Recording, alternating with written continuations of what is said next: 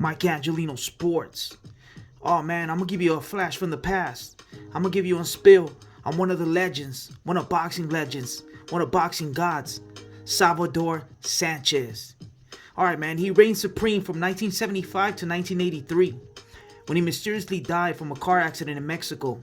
Word on the street is that the mob killed him because he didn't want to take a dive versus Wilfredo Gomez. So between 1980 and 1983, Sanchez was on top of his game. He was dominating the featherweight division. He was beating Hall of Famers like Danny Little Red Lopez. They fought twice. During the first fight, he knocked them. They stopped the fight in the 13th round. Put a beating on him. Countering him. Just putting a beating on him. So they had a rematch. Same thing, man. Same thing. They stopped it in the 14th round. So he beat him twice. He also beat Juan Laporte on a unanimous decision. Outboxed him. He showed his stick. He showed his jab. He was just calm and collected. Just hitting. He's displaying that jab. Just using that stick. And then boom, boom, throwing combinations. Moving. Easy work. Unanimous decision. And he was an underdog when he fought Puerto Rican knockout artist Wilfredo Gomez. He knocked out two Mexican legends. And they thought he was going to knock out Sanchez. But guess what?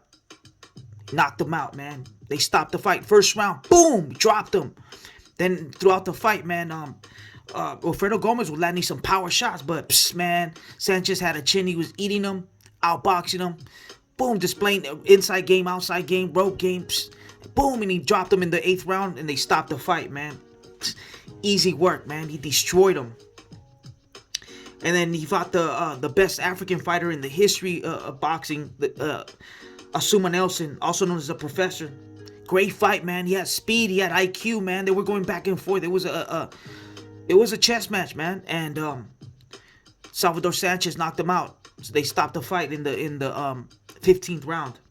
So I'm just naming a few guys, and just to put it in perspective, man, is the equivalent of Ryan Garcia, who is 23 years old today.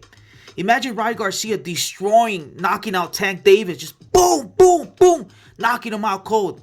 And then he fights Teofimo Lopez for all the belts. Boom, boom, boom, just whooping him, destroying him, just making it seem easy work. And then outboxing Lomachenko, just outboxing him, just doing whatever he wants, man, to Lomachenko, and just destroying Devin Haney. It's like if it's Ryan Garcia, 23 years old today, doing it. Yeah, right, man. He's not the god, man. Sanchez is the god. So, yeah, man, Sanchez was a gym rat, man. He stayed in the gym. He stayed in shape 24/7, man. Never was out of the overweight. He stayed in the gym, man, sharpening his tools, staying sharp like a razor blade, man. And fighters like Floyd Mayweather, Pacquiao, Bernard Hopkins, and in present time, Canelo are cut from the same cloth as Sanchez, man. This boxing were their life. This is what they did, man. They lived in the gym. So, yeah, man, Sanchez was a gym rat, 100%. Boxing legends like Willie Pep. He said, thank God Sanchez was in my era, man. Willie Pep was one of the boxing's god, man. He could outbox you, everything. He was a straight boxer with rhythm. Oh, man, look him up. Willie Pep once went around without even throwing one punch. So that tells you a lot, man. He didn't throw one single punch, and he won the round. So what does that tell you about Sanchez? Man, Sanchez had skills to pay the bills, man. Sanchez pretended he was doing defensive moves while he was actually setting up offensive moves, man. He went from offense to defense to offense, man. He switched to southpaw, giving his opponents a different look, man. So he was fighting, boom, he went southpaw, just like Morales, just like Crawford. You know what I mean? Just switching southpaw, just to give you another look. Yeah, man, he was doing that. He had inside game, outside game, rope game. He was fighting off the ropes, boom, bouncing off the ropes, giving you different looks. Boom, man, this guy, he was beautiful, man. Beautiful. Different levels, just off the jumping, just bouncing off the ropes, man. Sanchez was like a mongoose. He's playing with a snake before killing it. He had a great chin, and he fought 15 rounds like it was nothing. 15 rounds like it was nothing. He didn't get tired, man. Remember, back in the days in the 80s, the fighters used to fight 15 rounds. Like I said, he had a great chin, man. Ring generalship, man, was phenomenal. He controlled the pace. He had a little rhythm, man. Always had the best rhythm, one of the best rhythms in boxing, man. He controlled the pace. He was calm and collected. Never went out of character. Just real calm, bouncing, working. Jesus Christ, man. That kid was fire, man. 23 years old. In 1981, he shared Ring Magazine Fighter of the Year with Sugar Ray Leonard. What does that tell you, man? What does that tell you? Sanchez was fire, man.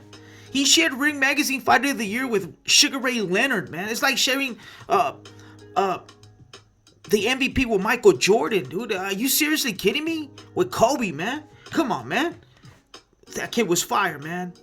But on August 12, 1982, as Sanchez was training for a rematch with Juan Laporte set in September, Sanchez crashed while driving his Porsche along the federal highway in Mexico, dying instantly, man. That sucks. That sucks, man. Oh, man. In 1991, Sanchez was inducted to the International Boxing Hall of Fame. Yeah, man. Salvador Sanchez died at 23 years old. Only 23, man, and he accomplished so much. Oh, man. He had 44 wins, 32 knockouts, 1 loss, 1 draw. He wasn't in his prime yet. Didn't even hit his prime, and he did all this, man. He definitely one of boxing's gods, man. One of boxing goats. Yeah, man. Don't forget about Salvador Sanchez, man. Yeah, man. So when he died 2 years later, Julio Cesar Chavez Sr. won his first championship. So you know they were gonna face each other. And I truly believe that Sanchez would have beat him. In the 80s, it would have been like 1986, 87, they would have faced each other. Sanchez would have beat him, man. Easy work. I called it. He was also going to fight Alexis Arguello. That was in the talks, man. That was next. Before he died.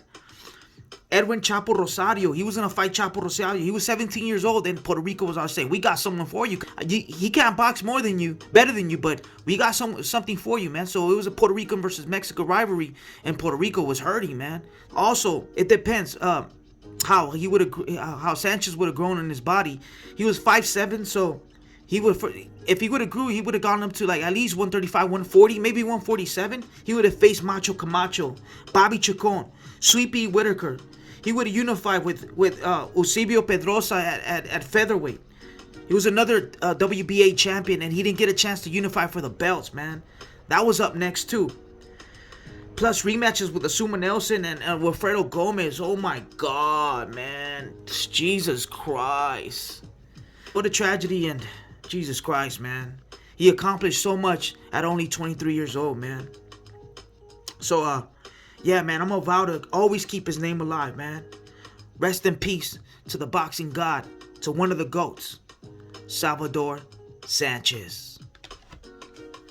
Alright, man, that's all I got. Mike Angelino Sports. I'm gone. ¿Habrá otros títulos mundiales en otras divisiones?